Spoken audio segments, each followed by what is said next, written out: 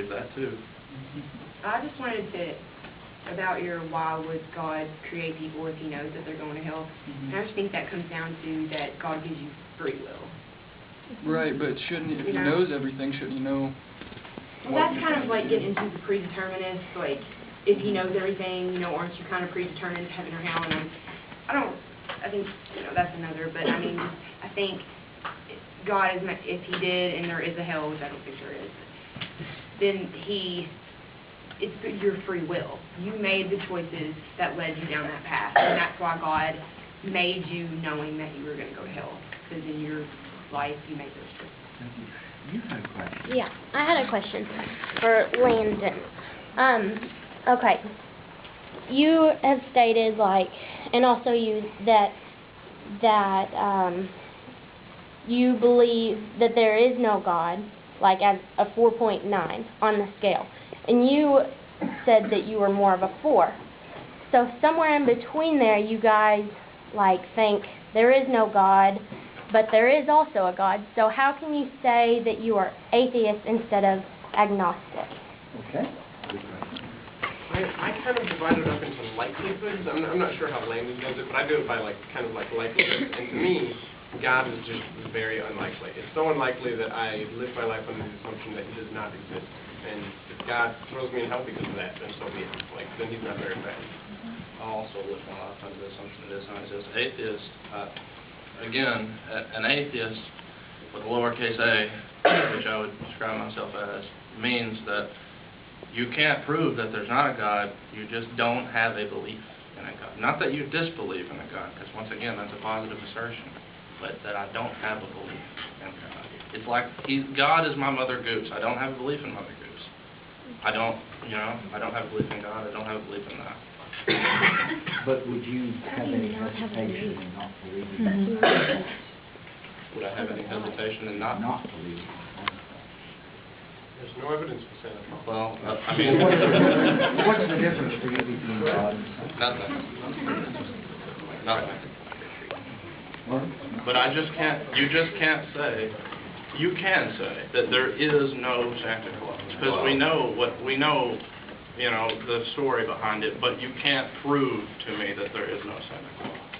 You can't 100% beyond a doubt prove it. You can't prove that there's not a teapot floating around in the universe. Right Listen, thank you, Landon. I'm sorry if I've interrupted people, and it seemed necessary to let everyone talk. You've been an excellent audience. What we're now going to do is have a minute for each person's closing statement.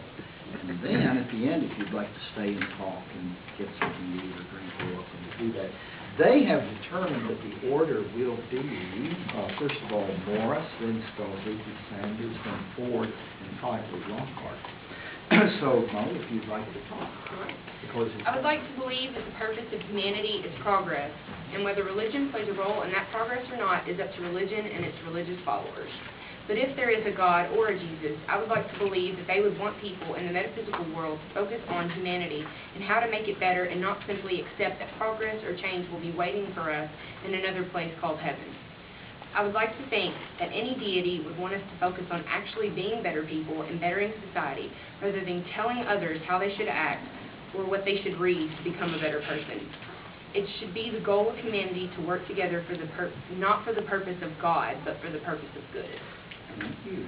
Thank you. Reardon? All right. Yeah. I'm not a masterful public speaker, so I'm just going to read off my own statement. The worldview of science is not one of hopelessness. It is in fact one of observation, truth, and understanding of nature. Materialism is not meant to belittle or minimize the importance of the individual. It aims to give the individual knowledge of the world around them using non-supernatural explanations. Through science, it has been discovered that we all share a common ancestor that draws us all together in the web of life. Socrates once said that the unexamined life is not worth living. Science has examined life with us, and we now have ideas that explain that our existence is not just a random chance encounter. Our lives are a part of the vast quilt of life. We can choose to live with that quilt and hold it close, or we can throw it to the wind, and in the process throw away the understanding we have fought so hard for. Thank you. Thank you. And, I believe you're next. Yes. I wanted to thank everyone for coming and for listening. I'd like to just make an opportunity. Like, I'd love to talk if any of you want to talk more about these things. You know, if you want to talk more about Jesus, I'd love to talk with you about Jesus. You want to talk about life, I'd love to talk to you about life. Like I said, I think that Jesus came to give us a life of true fullness and true goodness that we can have here and right now. So I'd love to talk about that with you guys. Or if you want to see, I'd like to invite you to come and see what are people that follow Jesus like. I'd like you to come and see, and to encourage too to be skeptics of things that we see and that we hear, because I think that I believe in God. I also believe in Satan. I think that there's a lot of just false ideas out in the world, and I'd like to encourage people just to really look into things that we accept as truth a lot of the times, and to be skeptics of those things. I think that we're allowed to be free thinkers in this world. So yeah, come and see what the good life is like in Jesus. By the way, there's been some talk about a society at Murray State evolving out of this class, you know, that might give room for students to organize, not a confrontational organization, but something, the purpose of which is actually discussion. Something you said made me think of that.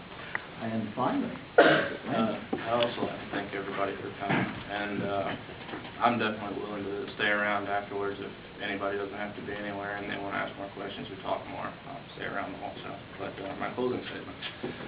To echo Karl Marx, the abolition of religion as the illusory happiness of the people is necessary for their real happiness. Time has come, ladies and gentlemen, to do away with our petty solipsism, to eliminate fantastic falsehoods, and to proliferate the thing that separates us from our primate cousins, our faculties of reason.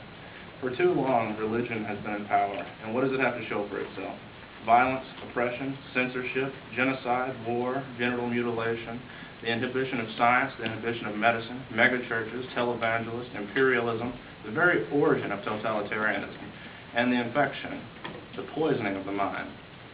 To accept that everything humanity needs to know is contained within the page of a 2,000-year-old Bronze Age myth is to not only be willfully ignorant, but incessantly dangerous.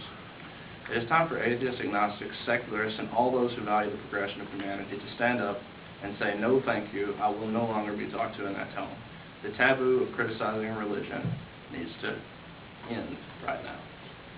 Very good. Fair enough. Well, let's